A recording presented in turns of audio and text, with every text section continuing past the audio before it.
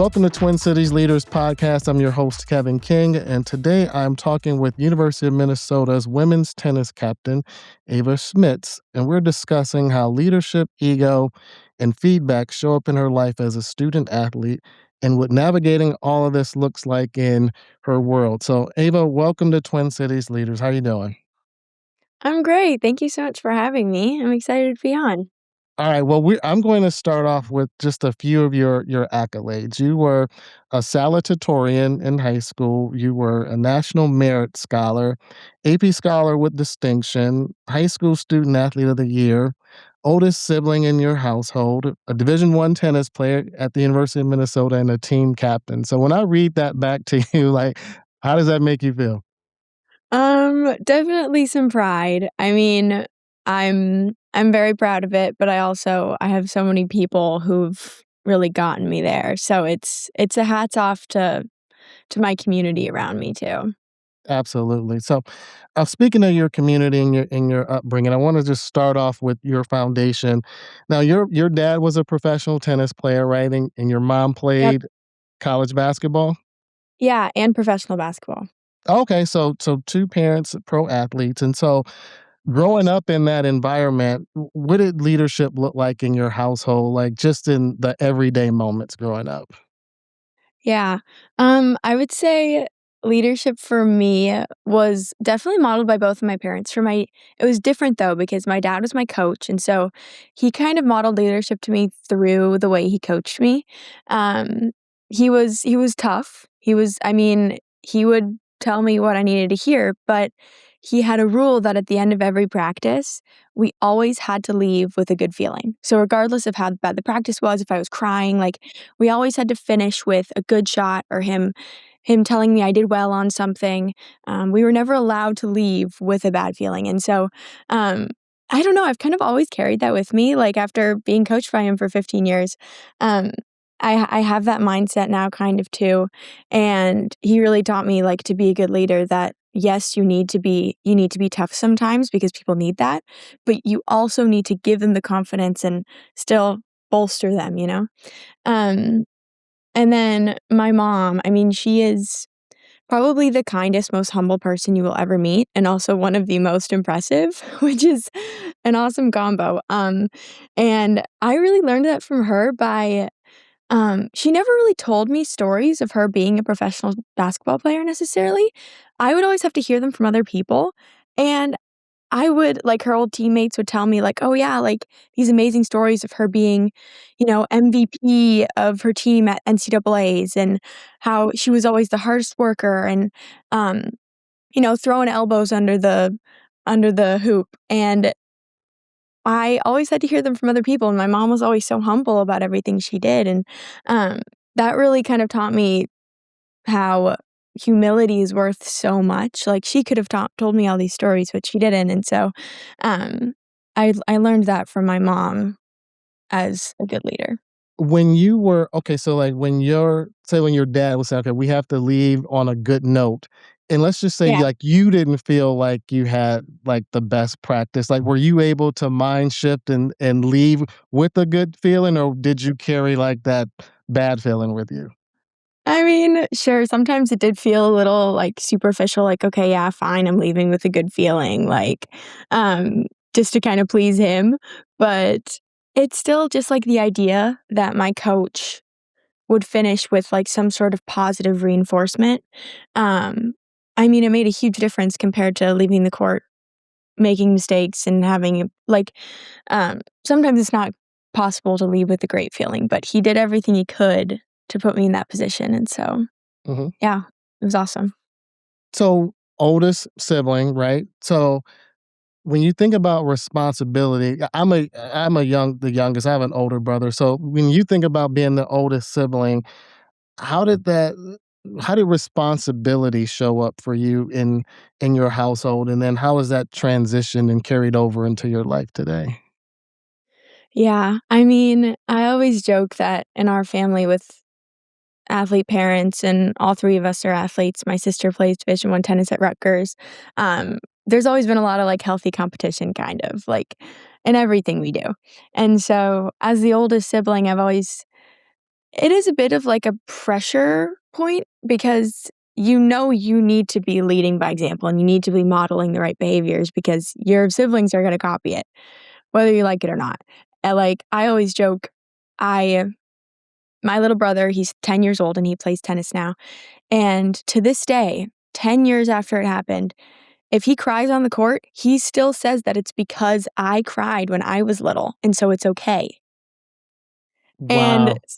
so things I did 15 years ago are still being used as an excuse for my 10-year-old brother. So, if that's any indication to, like, why I always felt like I kinda needed to be on my best behavior for them, um, which honestly served me really well in life because otherwise maybe I wouldn't have been on my best behavior. So, um, I'm definitely glad that I had that older sibling role. Mhm. It just really taught me a lot of responsibility and leading by example, and, um, another example is, like, my little brother, he's in 4th grade now. Compares his grades on his report card to my grades in 4th grade because he has my 4th grade report card to, like, measure up, you know? And so, I got really good grades in 4th grade, and so now he's gonna get really good grades in 4th grade. Um, so it definitely it is a sense of pride when they have success because, I kind of hope that it was, motivated by me a little bit. Mhm.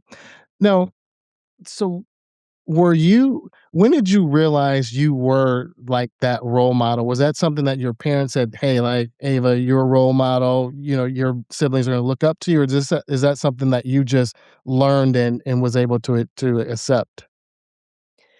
I think it was something I just kind of learned. Something that sticks out in my mind is like when my sister and I were little and we didn't really feel like going to tennis practice. And my dad was like, all right, come on, like, let's go, like, get up off the couch. My sister would like fake sleep and stuff. And then I was like, okay, this is where I need to like step up and be like, no, it'll be good. Like, we'll get a good practice in, we'll feel good. Like, this is important. And so just kind of from a young age, there's like little situations like that where you realize like, okay, this is my role. I got to step up now, even if I don't really want to. Okay. No, I love that. Okay. Okay, so still staying with your childhood. So, like, are there specific experiences that you feel like that has shaped you, that's allowed you to respond to pressure and the expectations you have now, like just growing up? um, I would say, gosh, there's so many tennis moments. Because tennis really is like it's an individual sport. So when you lose, like there's no one else to blame but yourself. Like you made every mistake that led to that loss. And I I think just in general, competing in tennis and having a lot of very low lows in that, like, my dad always said, "You just gotta get up one more time than your opponents." And so, I had some times where I was really, really, like, just loss after loss, and I was like, "Why am I even playing tennis?" And, um, that was when my parents were like, "Are you gonna get up one more time? This is gonna, decide it." And I did, and so they always call me, like, the fighter because I've probably had more low lows in tennis than most people, but I always got back up, and so now I'm here. Yeah. So, I think that definitely has taught me a lot because now even in college, like, you'll have a weekend where you're just off and it feels horrible and you're like, "Oh gosh, this season is ruined," but if you can get up one more time, maybe the next weekend's gonna be your best match. So, yeah. Yeah, and tennis is like you were saying, you're out there in a singles match on your own. Like you have your teammates and coaches and supporters, but really, like it's you and the other person, and Yeah, you have to either work through it, and sometimes it gets the best of us, and other times you can overcome it. yeah, Okay, so let's talk about the habits that you've built and learned as a student athlete. So I mentioned earlier that you were a salutatorian and a national merit scholar, and so I want to know about like the habits and the mindsets that's helped you stay grounded while balancing so much. Like, what did you learn? yeah. I've always been very type A my whole life for better or for worse.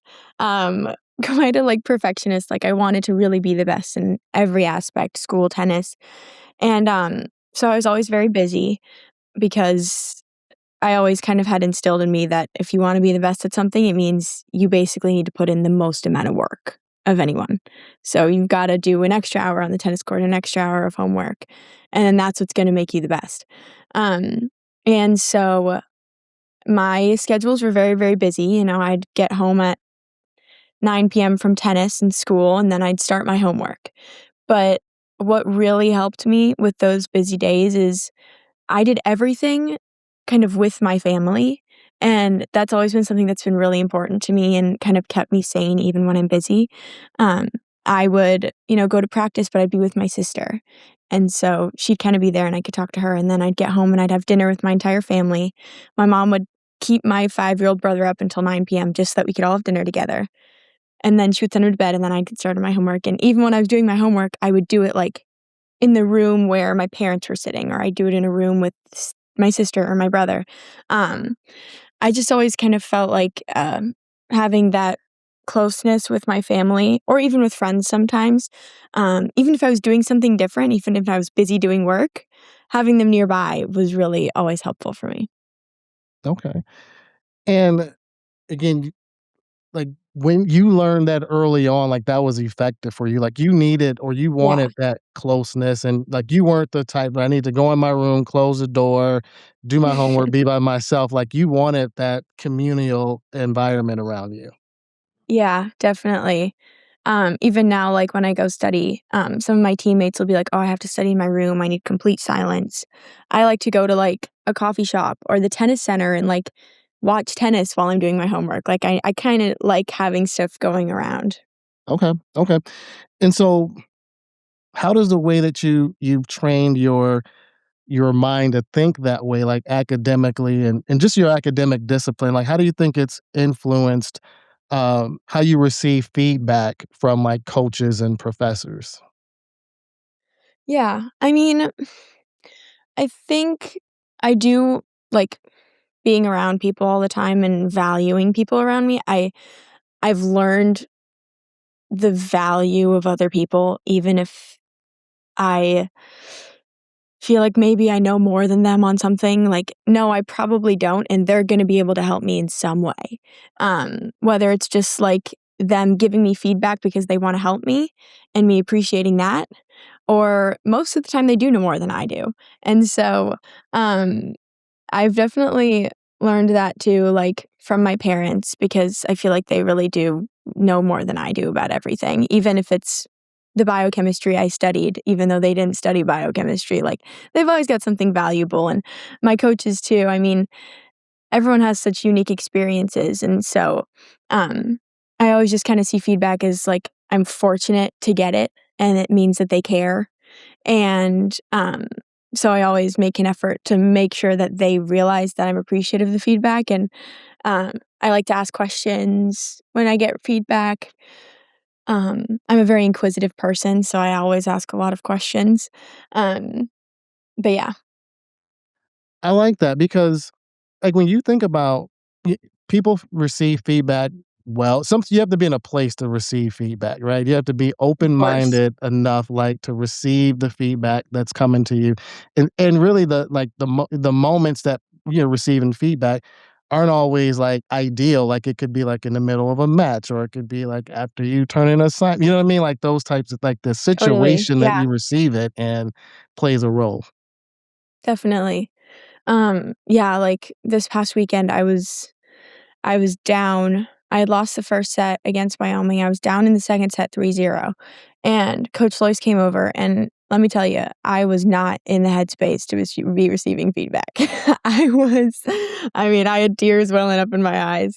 Um, but she sat down on the bench next to me, and she just kinda, like, put her hand on my back and kinda just, like, let me know that, like, she was there and, like, she wanted to help me, and we have that relationship now where we kind of understand each other and she knows what I need in those moments.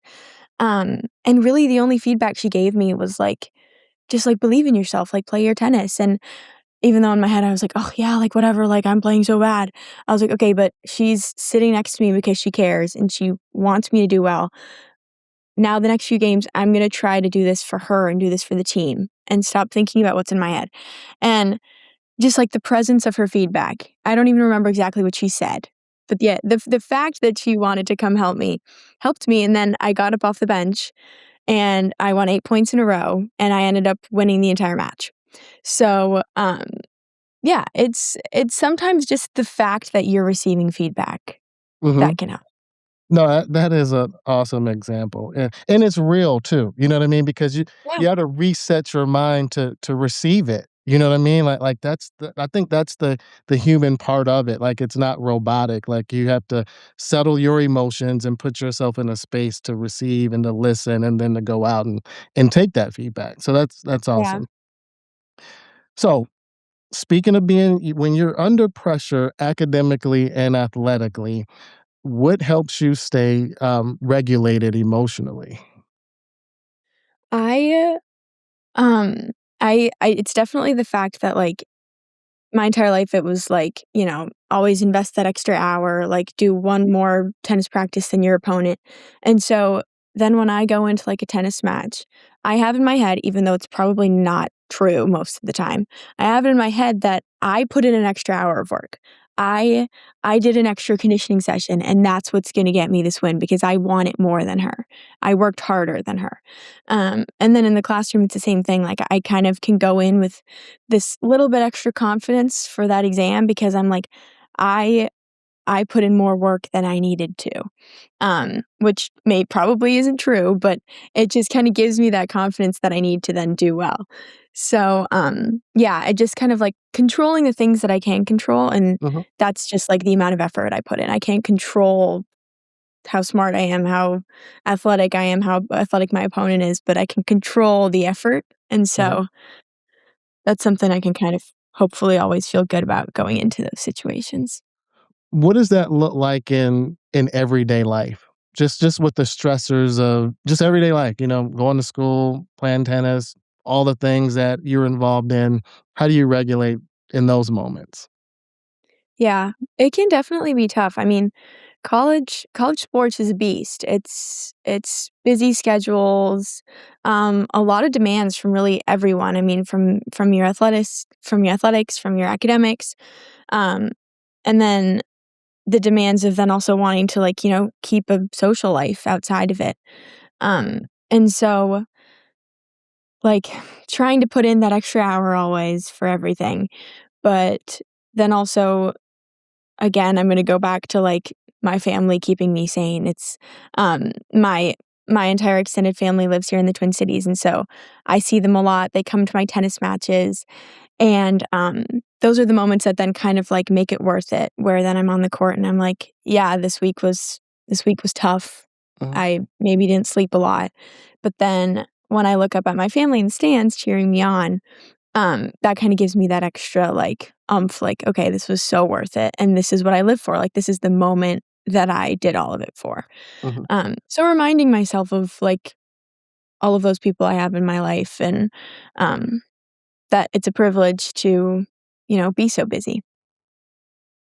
Are you like do you are you good at or do you like model like compartmentalizing these things or do you feel all these things but you just are able to regulate it better as you've gotten older or just how do you do that? You know, I wish I was better at compartmentalizing things, but it all kind of just, like, bleeds together into, like, just a really like, everything's all in my head at the same time. Um I always kinda say, like, I just applied to medical school recently, and they asked me what my greatest weakness was, and I said, "I think it's that I have a hard time just, like, disconnecting from everything." Like, I'll get home and I'll be like, "Okay, like, everyone's gonna watch a movie together," and I have a hard time just being like, "Okay, I'm gonna watch a movie." Like, I'm like, "Okay, I'll watch it, but I'm gonna get out my laptop and, like, do work while I'm watching the movie." Um, and so I do kind of always have that, like, lingering mindset of, like, I need to be doing something. I need to be doing something productive that's gonna help me. Um, and since my med school interviews, since I became aware of that, I have been trying to make more of an effort to disconnect and kind of, like, compartmentalize better and be like, "Okay, this is tennis, and now the tennis time is over, and now I can think about other things, and I just did my homework, and now I can spend some time doing something different. I don't need to keep doing extra homework." So something I'm working on for sure, That's but awesome. I'm aware of it, so that's a start. So we're talking to Ava Schmitz. She is the University of Minnesota's University of Minnesota's women's tennis team and is a captain. And so, Ava, I want to transition into just kind of your identity, like the identity shift from a high school student athlete to a collegiate student athlete. So, when you transition from being a high school standout to coming into a Division 1 space, how did your sense of identity shift?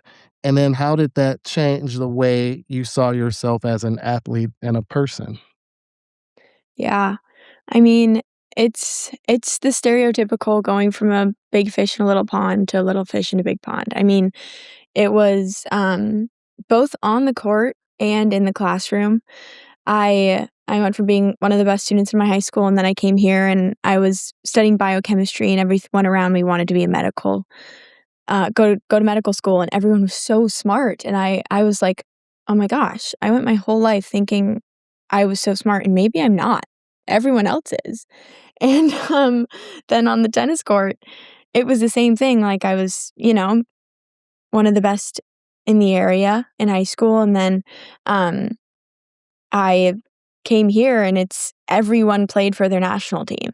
Everyone was as good as I was, you know? And so, um, kind of trying to keep my confidence was definitely hard at the beginning. I was like, I remember I'd call my mom and I'd be like, I don't deserve to be here. Like, I thought I was good at all these things, but I'm not. There are so many people who are better than me. And but the good thing is my mom did prepare me for it a lot. I mean, she played collegiate basketball, and so she was always like, "Ava, the beginning is gonna feel like you're gonna have imposter syndrome, like, you're maybe not gonna play your freshman year, like, you just need to accept that everyone goes through that. After the first semester, you're gonna wanna come home. Like, it's really tough." And, she was very right. It was tough, but, I think having my mom to always call and talk to it about it was helpful because I knew that she had gone through it, and, then also just kind of looking at, like, older people around me and seeing how they were handling things, um, learning how they were managing their schedule and how they conducted themselves on the tennis court, and, like, little things like that, I would then pick up on and be like, "Okay, this is what I'm gonna strive to be next year and then the following year." Um, and just kind of recognizing my role as a freshman that I'm not gonna be the leader on the team. I'm not maybe gonna be the best person in my biochemistry class. Like, it's okay that I'm starting out kind of at the bottom, and I need to, make a name for myself, and I'll deserve it at the end. Um, so it was tough, but now looking back, like, I'm glad I had that experience because it was very humbling for sure, and, you know, I made it out of it, so When I hear you, I listen to you, I hear like a lot of real self-talk. Like you have it all. Like you have the doubt, you have the fear, you have the confidence. I mean, like you're feeling it all. You know what I mean? Like, and you're trying definitely. to manage it in real time. And that's why this is so fascinating to me. So like you come in like a September, the semester starts. Like, when did you feel that way? Like, oh my God, like, I'm not the best student or I may not be the best athlete. Like, when did that happen? It was quicker than I would've thought. Honestly, it was, I would say maybe a month and a half in, when we started having our first tournaments in the fall with the team, we'd travel places and, I'd be out first round, and then I would just be sitting there watching my teammates, and I was like, "Gosh, I didn't think I'd be, the one who's out first round every time." Or when the first exams started rolling around in my biochemistry classes and I wasn't the top of my class, and that was not usual for me, and so for me, that was failing. And I kind of had to reframe my expectations a bit on the tennis court and in the classroom, which took me a long time. I wish I would have figured it out quicker because I'm so type A and perfectionist. I wanted to be the best at everything, and I just kind of had to realize after the first semester that I'm not going to be, and that's okay. Um, as long as I'm just, being the best that I can be in that moment, best version of myself, that's enough, and it'll get better every year, and it has. So, Mhm. So the confidence evolved, like, you acknowledged what was happening, the yeah. realities at that moment, but then your Yeah. confidence, then you had your self-confidence, then you had the confidence from others, your parents, your family, teammates, etcetera, and it just kind of evolved over the years? Yeah, definitely. It started with the acceptance of that I'm not gonna be the best, and then, um, trying to kind of follow the confidence of older people around me and, um, use them as a model for what I Mhm. wanted to do, and, even when I didn't have confidence, I always had people around me who did have confidence in me when I needed it, and that was honestly the biggest part. Okay.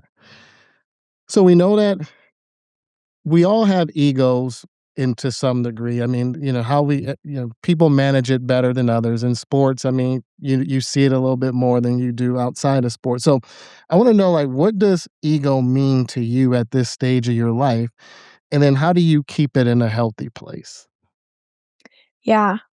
That's definitely something. I mean, in collegiate sports, you see a very wide range of egos, and, um, I think that's helpful because it gives you a lot of people to kind of model based on, and, I would say my idea of how I manage my ego comes from high school tennis, because in high school tennis, I won the European Championship, and, um, everyone kind of, like, looked up to me, and my parents and my high school tennis coach, they were very much like, in conversations, "Don't bring up your own success, ask others about theirs." Um, if people congratulate you on your success, say thank you, but give others credit, because that's gonna be what really helps you get better and what helps your team, because they don't want an ego monster leading them. They want someone who's there to help the team and to help the others get better, and so, um that was really, instilled in me, and now even throughout college, I mean, at the beginning of college, that wasn't a problem because I didn't have an ego because I wasn't good, but, now it's definitely something that I kind of think back to, kind of like in high school where it was like, when I get, praise for being Big Ten Player of the Week last week, I say, "Thanks," but it was, my team got a great win, and that's what put me in a good position, and my coaches, they really helped me with that plan in the 3rd set. Um And that is definitely, like, a very grounding thing, and I'm not lying, I mean, it really is true, like, everything that I succeed in is because someone else helped me with it, um, and kind of remembering that is just a very keeps you totally, totally grounded. That's beautifully said. I think that is, and we're all learning this, right? I mean, like, this is all going, you know what I mean? Like no one Definitely. has it like life figured out. Like, you learn these things, you learn what to say, what not to say, you learn who you are. Like you said, like, I'm not lying. Like, this is what I truly believe. And like, Yeah. just being your authentic self and being okay with that. Yeah. You had mentioned, I know you gave the example of coach gave you, some really good feedback, this weekend, at your match. And I really like, is there a way that, like, what shuts you down? Like, what is the type of feedback that if someone was to give, like, you don't wanna hear, or maybe that's not as maybe doesn't have the result or the impact? Yeah.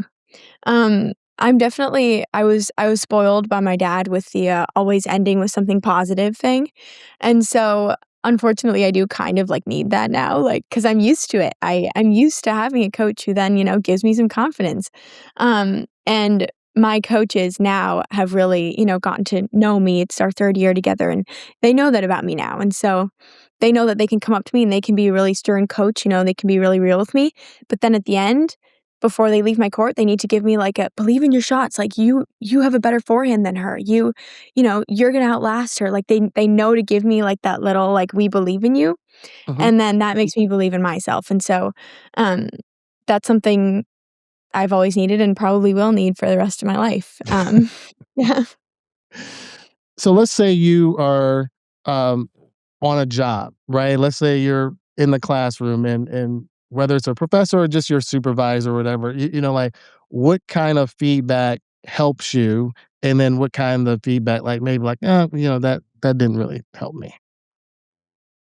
Yeah. I mean, that's a tough one. It really depends on the situation too. But um I would say more feedback about what I can do helps me, and feedback in relation to other people doesn't help me as much. Like, if it's a more of, like, a comparison feedback, like, "Hey, this person is doing this, so I need you to improve on this." That doesn't help me as much as if someone's like, "Hey, you're doing this wrong, I need you to do this differently." Um, and I learned that about myself on the court too. The coaches sometimes would say like, "Hey, your opponent is gonna hit this type of forehand, this type of backhand, you need to do this to respond." That didn't help me as much, but if they told me, "Hey, you need to hit your forehand like this and hit your backhand like this," I'd be like, "Okay, I can execute that because I can control that. I can't control what others are doing, but I can control what you're asking me to do." So, really me-focused feedback helps me a lot more than comparison feedback. Gotcha. Okay.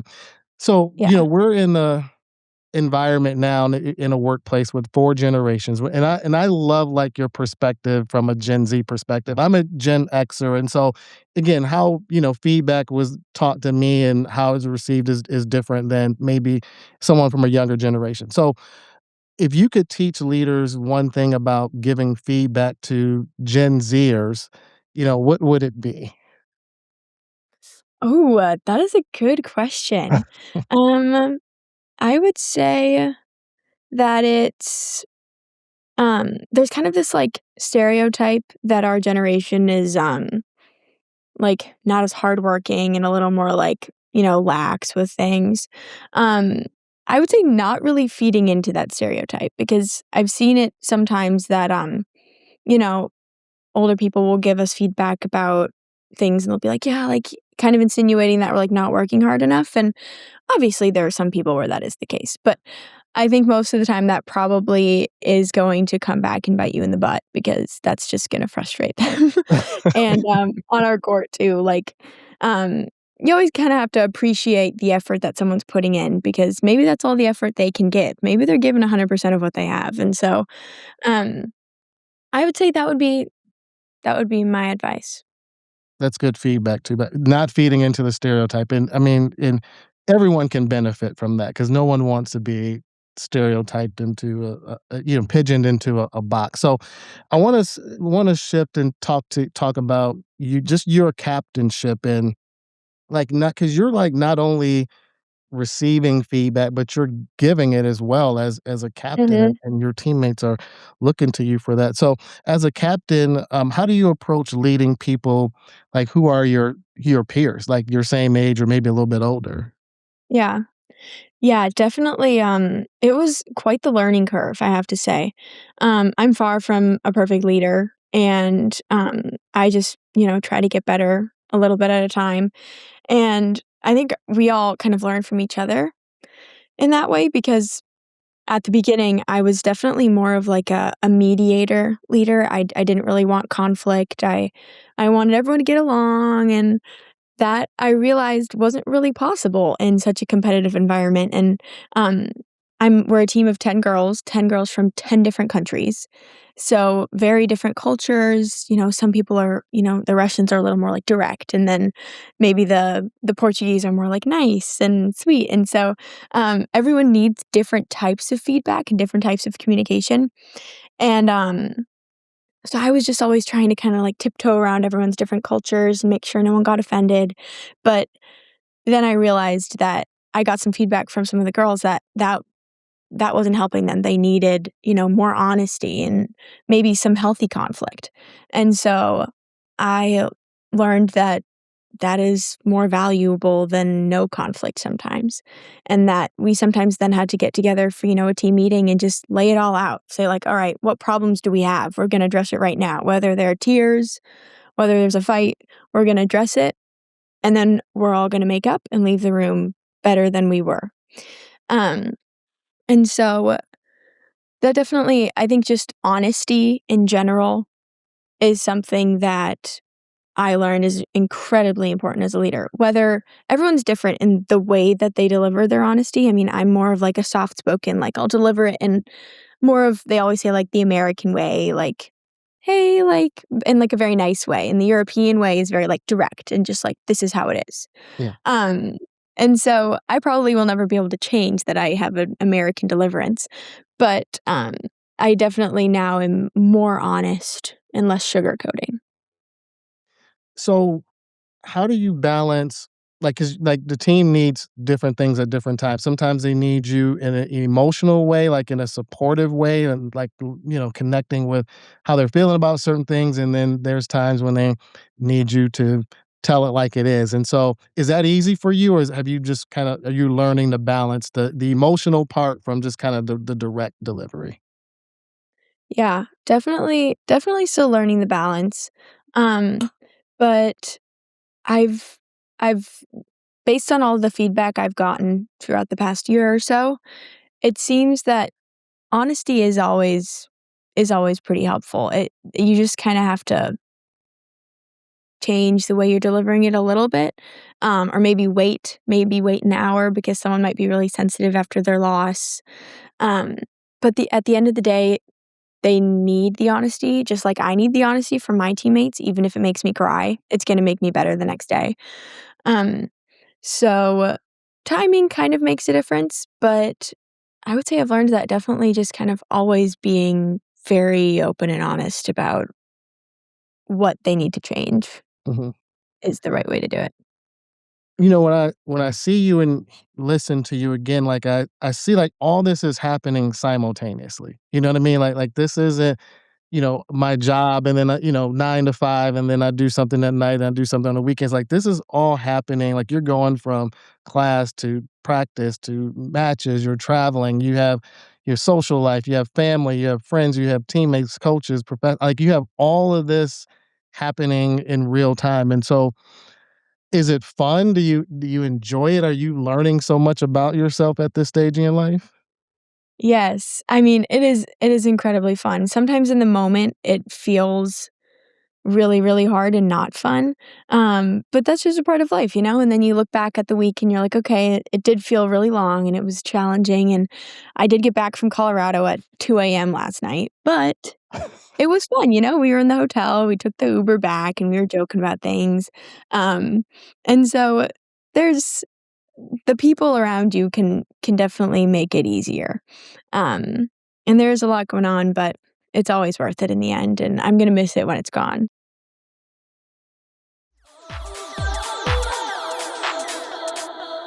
This segment is sponsored by Kowalski's Markets, where it's all about the joy of good food.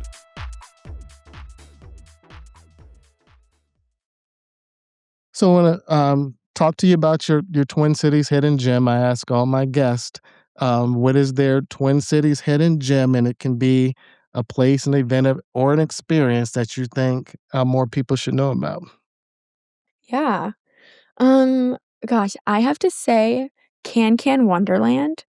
It's, um it's this place here in the Twin Cities. It's like I don't know if you've heard of it. It's like this huge kind of underground warehouse, and it has this insane mini golf course, and then there's, like, hundreds of these old style arcade games, like skee ball and, like those punching bags and, like, wrestling machines, and then there's a bunch of, like, new arcade games, like racing games and dance games, um and then there's, like, food. My entire extended family goes there every time my family from Germany comes to visit, and we spend hours there. I mean, there's something for everyone. Like, my 80-year-old grandma will go find an arcade game that she played when she was 10, and she'll be like, "Oh my gosh, this is amazing."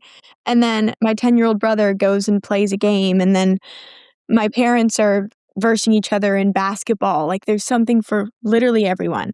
Um, so I would say if you haven't been there, go check it out because it is very, very fun. Can Wonderland. Okay. Yeah.